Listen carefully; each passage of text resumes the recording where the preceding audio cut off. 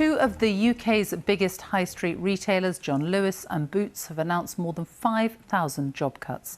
4,000 jobs will be cut at Boots. That's 7% of the workforce. 48 Boots Opticians stores will be closed. And 1,300 jobs are at risk at John Lewis. It's shutting down 8 of its stores, including one of its flagships in Birmingham. The moves come amid warnings that the Chancellor's massive economic support package unveiled yesterday won't be enough to stop millions of workers losing their jobs. Here's our business editor, Simon Jack. Less than 24 hours after the government's attempt to stem the tide of job losses, Boots said it intended to cut 4,000 posts. Hundreds of managers in its high street stores, the closure of 48 optician outlets, but the majority of them at its Nottingham headquarters. It's to be expected, I suppose, because the income that they've lost, they've obviously got to recoup it somehow, haven't they? So it is a sad, sorry state of affairs. There's the worry to the economy that actually redundancies in the short term help the corporation, but then it's the strain on public services and things to help try and look after those people, which of course we should do. So it's a worry all round. Meanwhile, John Lewis, the great survivor of the last crisis, is not immune. It's closing 8 stores, including this landmark store in Birmingham, as the virus has accelerated the move to shopping online, where John Lewis expects to generate 70% of its sales this year and next. How are you? All this the day after Rishi Sunak announced plans to reward businesses with a bonus of £1,000 for every furloughed worker still in a job in 6 months' time. Yesterday we announced our plan for jobs. This is about protecting, creating and supporting jobs across the country. Not everyone is going to be able to go back to the job they had. We hope as many can be, and that's why we've got our furlough bonus. The Chancellor's offer simply doesn't make economic sense for wedding event supplier Mark Gott, who is very grateful for government support so far, but has 9 staff on furlough with no income in sight. The sums do not add up. I have to bring technically we have to bring all my staff back in October. The business is simply not financially viable to pay all the wages in November and December and January, to wait for £1,000 per member of staff at the end of January and February. It's just not sustainable. Today's announcement means that Boots will miss out on £4 million of job retention bonus money. Proof perhaps that for sectors like retail undergoing structural change, these government measures can't stop the tide of job losses. Meanwhile, smaller businesses can't afford to hold on to staff for 6 months to collect £1,000, while those who are going to bring back workers anyway may see this as a windfall.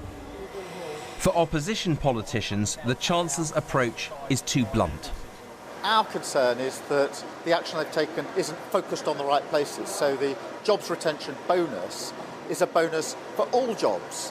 And many of those jobs, many of the people would have been brought back in any event. Some are really at risk of losing their job. So we say it should have been targeted in the areas that most need it. Even the taxman expressed concerns. The chief executive of HMRC said while he was prepared to be overruled, he was unable to reach a view that this represents value for money. Meanwhile, newly self-employed Mark Whitaker is one of hundreds of thousands who fall outside most of the government support programmes. I can't get my head round how the Chancellor expects any person, any citizen of this country to survive on zero income. How is that possible? The worst economic crisis in living memory is hitting hard and fast. Little wonder perhaps the Chancellor feels that speed is more important than precision, and he's left the door open for further measures that it seems inevitably will be needed. Simon Jack, BBC News.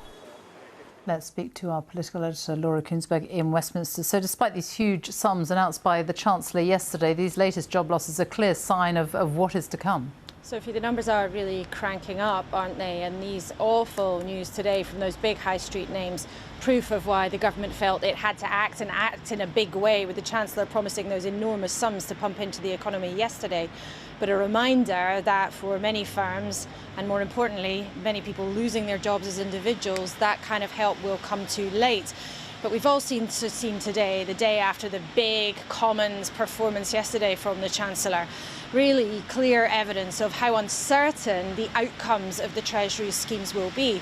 That's not just because the top official at HMRC felt he had to put his concerns about value for money on the record, which is not unprecedented but certainly unusual, not just because Labour has been expressing concerns about how targeted this scheme will really be, but also there is something to take into account when the Treasury has told me tonight that they haven't done modelling of these big schemes, that job bonus schemes that's meant to help people stay on in employment, because frankly the situation is just too unpredictable. It's not that they wouldn't like to know what the take-up would be, it's simply that they are putting help and they hope out there too, but it will be down to business and down to consumers to respond, and it's just not possible for the government to know exactly what is going to happen in the next few months.